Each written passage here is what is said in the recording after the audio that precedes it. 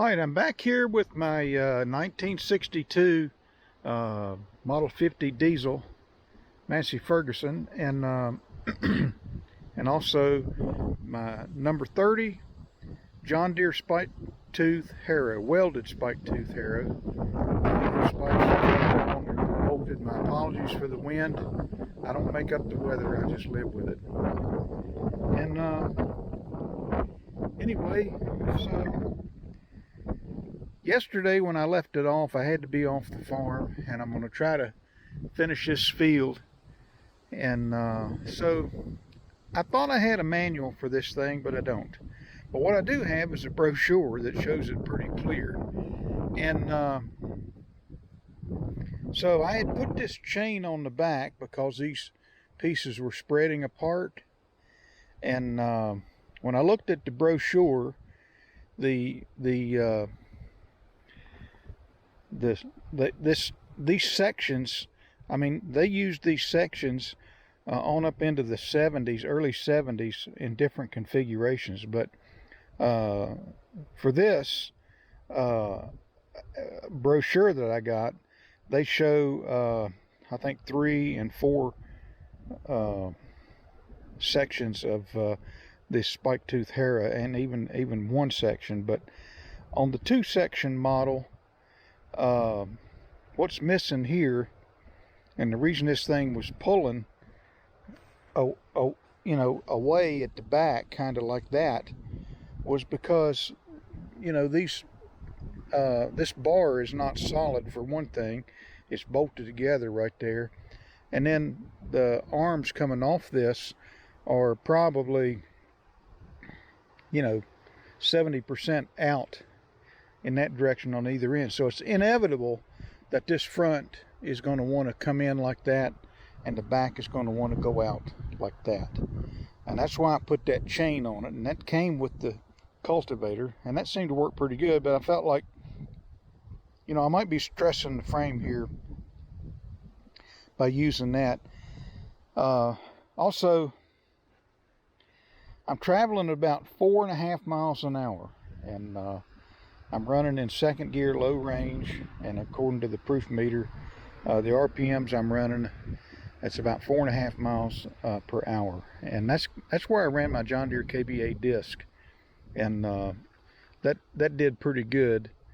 But part of the reason I'm going as fast as I am, which is probably not really fast compared to today's equipment, but it helps the thing kind of bounce around and leave some of the trash behind. It'll get away from the trash. In the brochure, it talked about this spring right here. It's one of the features of this spike tooth Harrow, and if you hit something with the spikes, a solid rock, in the brochure it says if you hit a stump, lets those spikes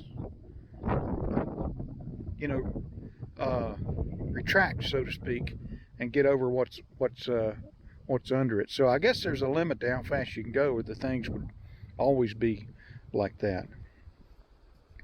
So on the configuration that had 2 sections to it, there was a chain that came up to the center, and that's what pulled it. And then these 2 guys right here, I mean, they pull too, but they kind of keep it straight, and I keep it from going like that. So I rigged up a chain. I've got my favorite chain here on this thing. I've got it hooked to the drawbar. I might have to adjust it a little bit. I don't want all the load on that chain. I'd like it to be just about, how should I say, I want the tension the same on all 3 members here, for lack of a better word. And so I'm going to continue to run this thing. I had a comment in the last video.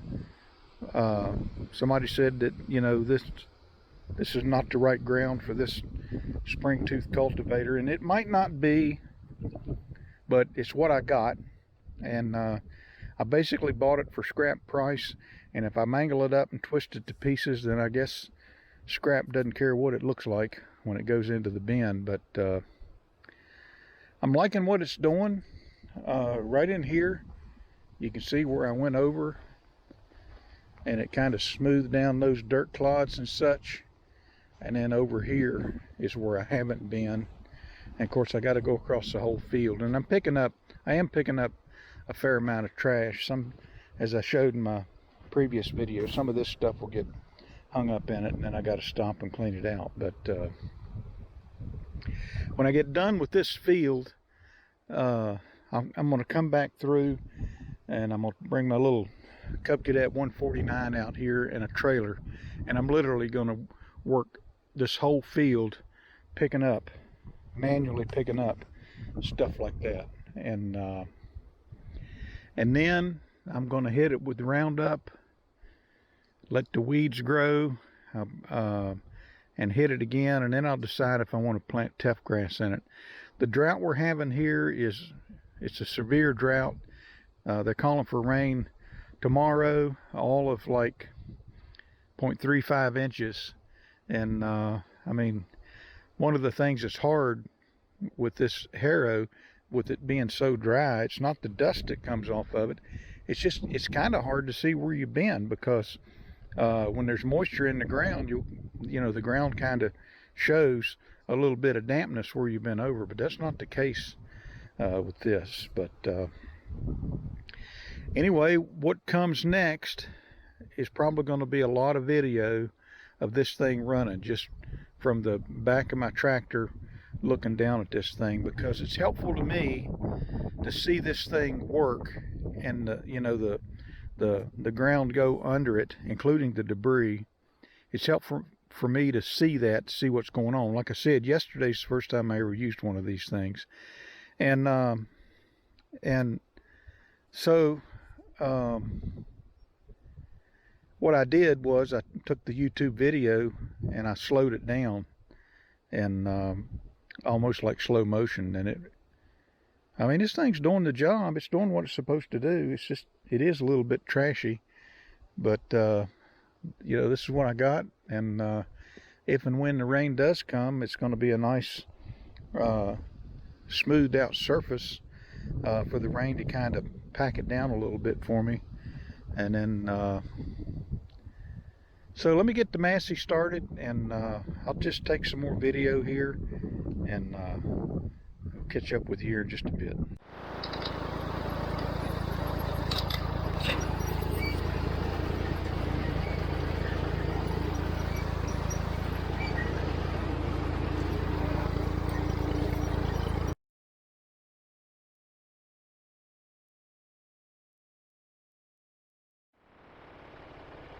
So I'm almost done with this field, and probably going to go ahead and wrap the video up here.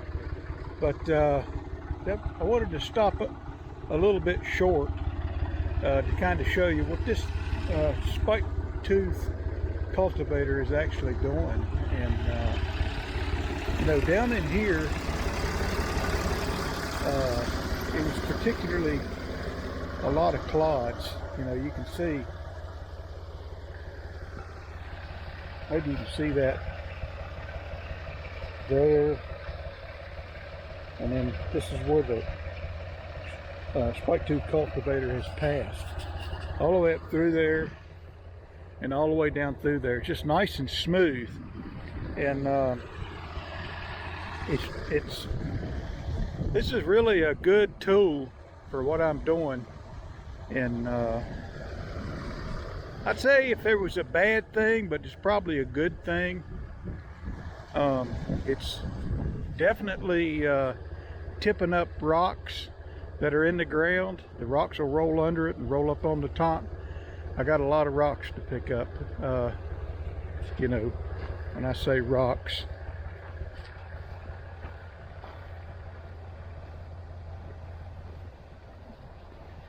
you know, like these right here. And it's probably a good thing, because I may have not have seen them before.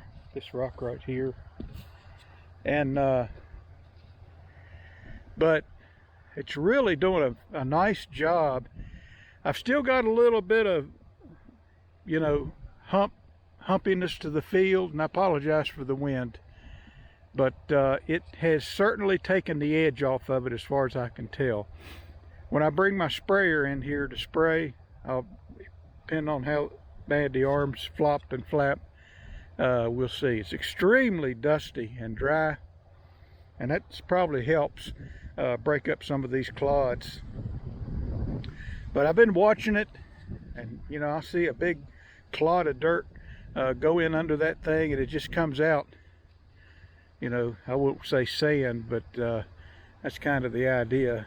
And then down in here in particular, this was the heaviest of the autumn olives. So there's a lot of roots down here, and I tell you, it just about picks up every one. And whatever it doesn't pick up, it'll roll out from under it, but it'll be laying on top of the ground. And so sometimes I have to stop. I'll usually go ahead and drag it to one end of the field, but sometimes I have to stop, and I'm looking for one of these roots right now. Sometimes I have to stop and and pick up the side of the cultivator, because if a root's got any kind of a twisty hook to it, something like that, I mean, I can see it coming when I'm rolling this thing. And I think this is, you know, it seems kind of flimsy on one hand, but it's somewhat rugged built on the other hand, as you've seen in some other my first videos on this, the construction of it. And you know, this is not, that is not sheet metal right there. That's an I-beam that's bent. And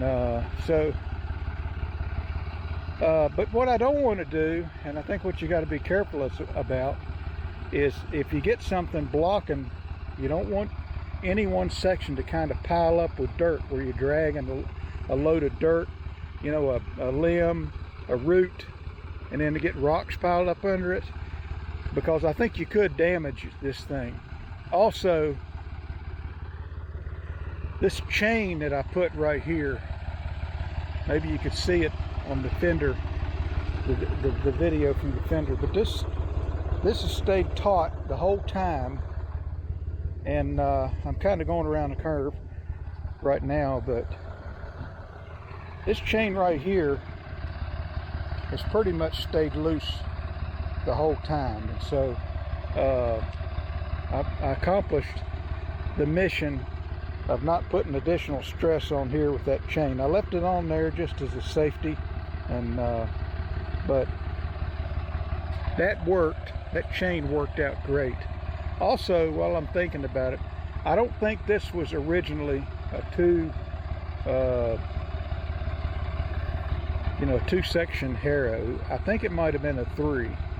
Could have been a 4, but when I look at the brochure, the way these wings are situated on here, I think they go this one and this one. There might have been another Harrow in the middle, is what I'm saying. And it would have the provisions for a chain on it to go forward to the tractor. And if I don't believe this is the correct bar coming down through here. I think this is what's left over after they got rid of the center section. Somebody probably took the center section out of it with the chain that would go to it, you know, for deer plots, something like that. You never know. But what I got here rigged up is working, you know, really, really good. I might get rid of that bolt right there sometime and put a great big hardened eye bolt in there so I can hook it. But it's pulling pretty good. You know, it's a little bit of a load on the Massey, but it's not bad. This tractor is pulling it just fine. It's not lugging down or anything like that.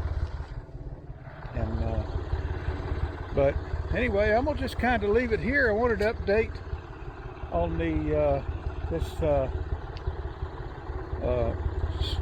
John Deere number 30 welded spring welded spike tooth harrow, and it all looks like this everywhere. It's just really nice. And I'm telling you, I just noticed this. I don't know how many rake tines I have found in this field.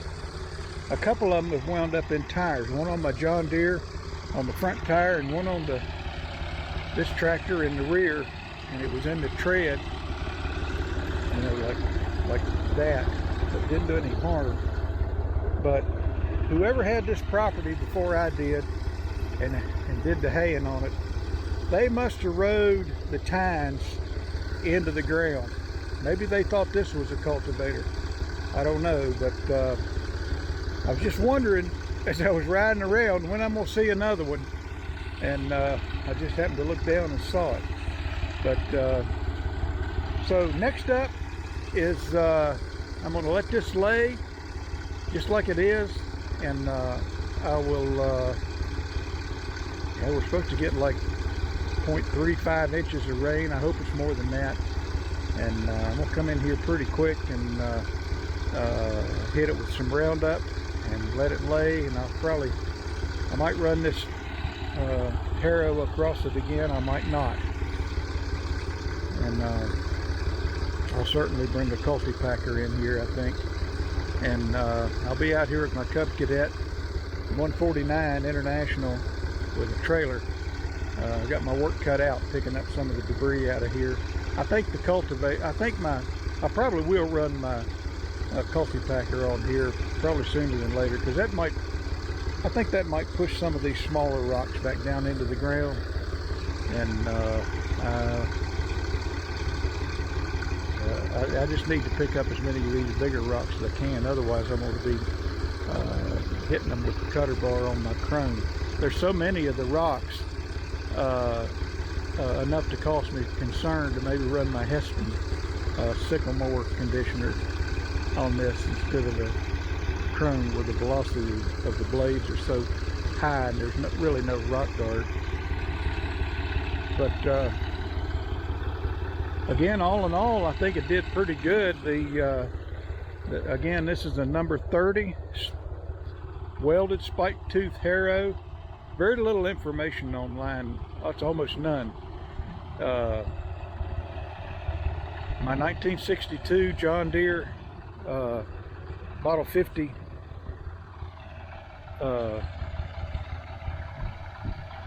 diesel tractor, Massey Ferguson, and I think it's done pretty good. I'm right pleased with the results here. So I'll let it go there, and we'll talk to you later.